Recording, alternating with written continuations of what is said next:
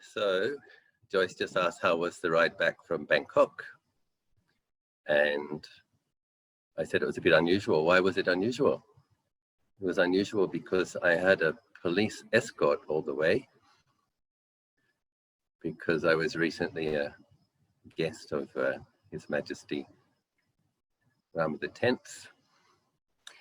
And so that was a bit unusual, but we did make it in extra fast time. It was 5 hours from Bangkok to Khao Ko, exactly. Usually it takes about six and a half. So that was nice. And yeah, so Tana Jananan was invited to meet with the king, Rama the 10th, about 3 weeks ago. And Tanajan Biak, Tanajan Dan had recently been, Lumpur Liam had been. And so Tanajan was invited, and he invited me to be his attendant. And then I met the Queen, the King, and his official consort, and they invited me to come back in a couple of weeks. And so I recently did that. So on such an occasion, the visiting teaching monks are allowed to reside at the Temple of the Emerald Buddha. And that was really wonderful because I really love that place. I have a special connection with the Temple of the Emerald Buddha. So being able to stay there is already a big blessing. During this COVID period, there's no tourists at all. So in the past, when I've gone to pay respects to the Emerald Buddha, most recently it was up to 30,000 people per day were visiting to pay respects. And I was just very happy to have a little corner to sit quietly, put in the earplugs and do my practice. But we essentially, myself and 2 other monks, were the only non-soldiers, non-guards in the facility. And so I was able to do evening chanting and the Parita chanting and 108 Itpisos in the Temple of the Emerald Buddha and meditate for many hours there. And then went to the palace at about, when I was with Tanajan Nun, we didn't go until 9. And but this time I went at 7. I met with the king at 9 p.m. and the custom or the normal program is to have some Dhamma discussion and then have a meditation together. So we did, some people may know, others may not know. The Thai king, when he was a teenager, went to a prep school in the UK from the age of 13 to 17. And he went to a finishing high school or a pre-university school in Western Sydney for a couple of years. And then he went to Duntroon Military Academy in Canberra for, I think, 5 years. So something like that. So it was 3 or 4 years in England and 7 years in Australia. So during those very formative years, about 10 years of living in Western countries. So we had that kind of connection that he, having come from Australia myself, and he having, His Majesty having had 7 years there, we were able to talk about these things. And it was very interesting because in Thailand, there's a whole etiquette around royalty. It has its own vocabulary.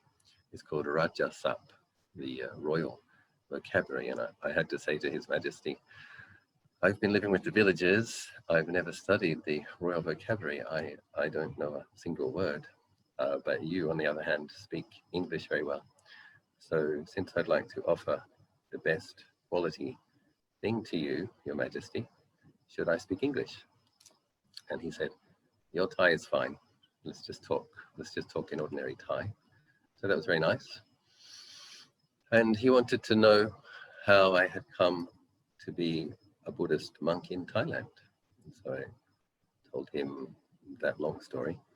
And then I wanted to know how his experience was as a teenager in England, leaving the the warm weather, the warmth of the community and society in Thailand, and going and living in England as a 13-year-old, whether or not he'd felt lonely. And of course, he did have some periods of loneliness. And then we were able to compare notes, what it was like to be a Western monk living in a Thai monastery, not understanding Thai, and how one practices with loneliness and how one develops some inner strength. And but he did say that he really enjoyed his time in Australia and developed some good friendships. And so that was a nice beginning to the connection. And then I was trying to weave in helpful dharmas about basically patient endurance and how one, now I've been a bhikkhu for 24 years, and I can go to India, I can meditate for 10 hours a day for more than a month and enjoy it. Of course, that's not how we start. So I was able to explain how the first 5 days, in the first year, 5 days out of every week, I wanted to disrobe, but 2 days were very peaceful and I felt very content. And so he was asking, well, how did you endure with it? And it's like, well, you have to use wise reflection. I knew that if I left Wat Nanachat at that time, I hadn't yet developed myself enough that my life would have been significantly changed, that I would be sure to be a virtuous person. And I knew I had to tough it out. Obviously meeting Thanajan and just sticking to it. So this king appreciates discipline, having trained in military academies, appreciates discipline and patient endurance and sticking with things. So we also had that in common. But at the end of the conversation, his consort, which in Thai they call Jau Kun Pra, she asked me about my visa status. And I'd explained that I had applied for permanent residency and it was under consideration. And she asked, well, why didn't you apply for citizenship? And I said, the way I understand the process, one has to have residency for 5 years, and then one is entitled to ask for the citizenship. And then the king asked, well, do you want citizenship? And I said, I felt like Thailand is my home for a long time, and yes, I would like to be Thai. And then the consort said, we can check with Ajahn Jayasaro how he did it, and you can do what he did because he now has citizenship. And His Majesty said to the consort, I think I can instruct people to issue this, can I not? And the consort said, yes, yeah, I think you can. And so the next day at the Emerald Buddha, the king's secretary came and he had a letter prepared, and I was signed a letter. And when I went to see His Majesty on the second evening, firstly on Ajahn Ananda, he sent a gift, a beautiful gift. He sent some of Ajahn Chah's hair that Thanajan had kept from when he was his Luang Por Chah's attendant 40 years before. And that hair had begun to get some relics in it. So that was my gift to His Majesty on the first evening. That was really nice because I think you'll appreciate that it was a little bit scary going to meet a king for the first time. And one thing that people don't realize is that there are all these, servants and well-trained, impeccable, people around everywhere. And then at a certain point, they all leave the room and it's just you and the king and the consort, and you're going to be there for a couple of hours. So yeah, there's some nerves. Don't know how it's going to go, don't know each other yet. So Thanajan sending that gift was very helpful. At least I could start with a nice gift. And actually he was, to be fair, very friendly and very disarming and very willing to chat about anything in formal ways. But obviously mostly about Buddhist practice, but we talked a little bit about our personal lives, our histories. And so on the second night, the first thing he said was, I have put Luang Por Chah's hair and relics in my shrine room. The second thing he said was, I read some of your biography The first chapter is Dek Chai Bret Gert Pit Ti, which means the little boy Brett that was born in the wrong place. That's the first chapter of my biography in Thai. Because as a little boy, when I was living in Australia, I did feel that it wasn't my home. And that was quite a painful experience because I didn't know where my home was. I just knew that this place didn't feel right.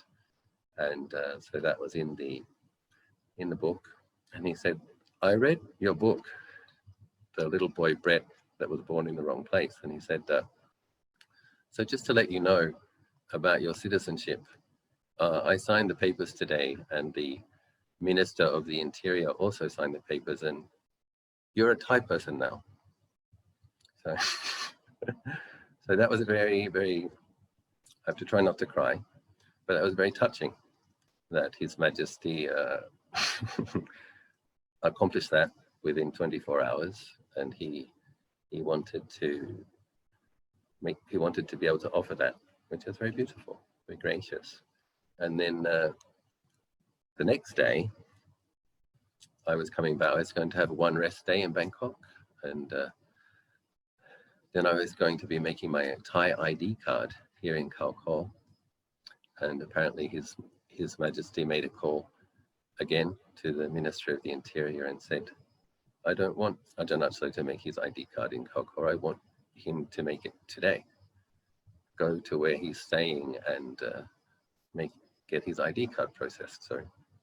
So 10 civil servants came from the, I don't even know what department it is, but whatever department makes ID cards. So now I have, look at that, a Thai ID card.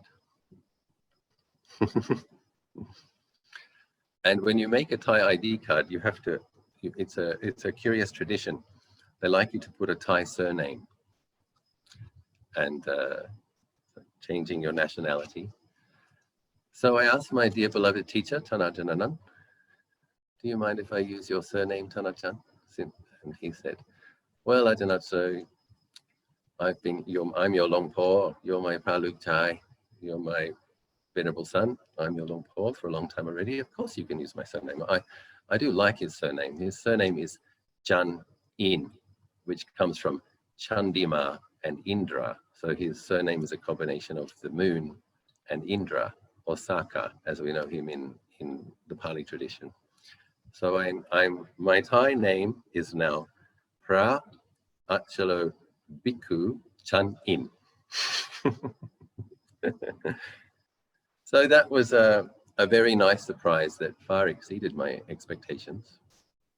But equally as importantly, I would say, about this event was on the second night, His Majesty did say, the guided meditation. While doing the guided meditation that you led the previous evening, Ajahn, I did feel sabai jai. I felt at ease and well. Thank you for that. And so I led him in metta bhavana and in the practice of recollecting good activities, chaganusati. And I think we can all appreciate that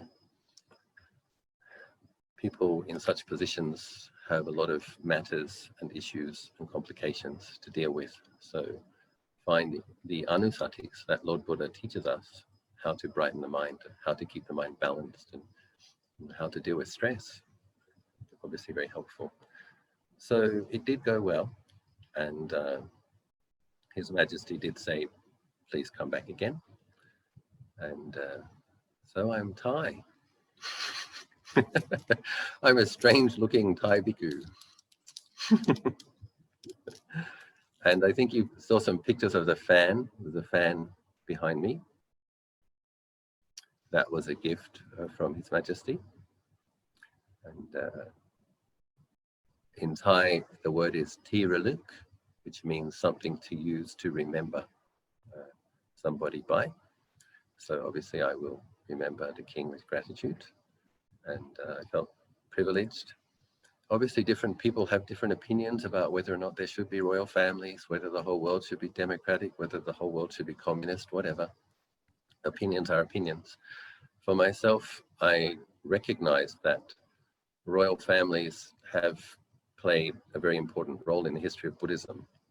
So whenever Buddhism came to a country in the past, if the royal family supported that religion, then the royal family played an incredibly important role in building monasteries and sponsoring missionary monks and spreading the teachings and getting the Sutta Pitakas printed, all of those things. So royal patronage of Buddhism has led to the thriving of Buddhism in history, and I believe has played a very large role in getting Buddhism to us now.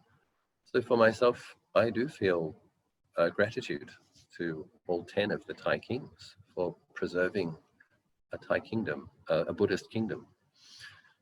So where Buddhism has thrived and continued to thrive. And so whatever opinions one might have about politics or ideal forms of government, I think for myself, I chose to focus on the fact that I have benefited from the graciousness and hospitality of the Thai kingdom, and now even more so. So for myself, I feel grateful.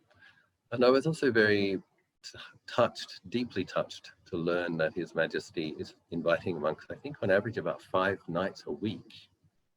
And he told me that he's very happy to invite the monks. He's very happy to listen to them, and gives him joy to consider what they're teaching him, making efforts in his meditation. And he also said that these days it's got to the stage where if he doesn't meet with the monks and meditate, he feels something's missing. He doesn't feel as happy. And so I was very pleasantly surprised, because I wasn't assuming that this person would be very happy to hang out with monks for hours, night after night after night. But I discovered that he indeed is. And also some of the best monks, or many of the best monks in the kingdom. And I think that bodes well as a sign for the future of Thailand, that one of the people that plays an important role in leading the country now has deep faith in practice monks and is himself practicing. So I think that's a good thing. And I'm happy to continue to call Thailand my home. And that's my update, recent going-ons in my life. To everybody who did your chanting, dedicating merits to to Ajahn, so having a healthy sense of well-being and confidence throughout the occasion, and also a positive outcome to my visa status.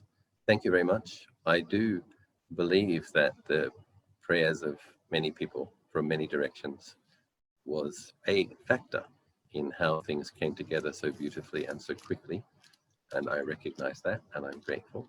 Sadhu, sadhu, sadhu to all. Congratulations, Ajahn and Mahasadu. Shall we all say sadhu 3 times for such a joyful event that's happening? Sadhu, sadhu, sadhu.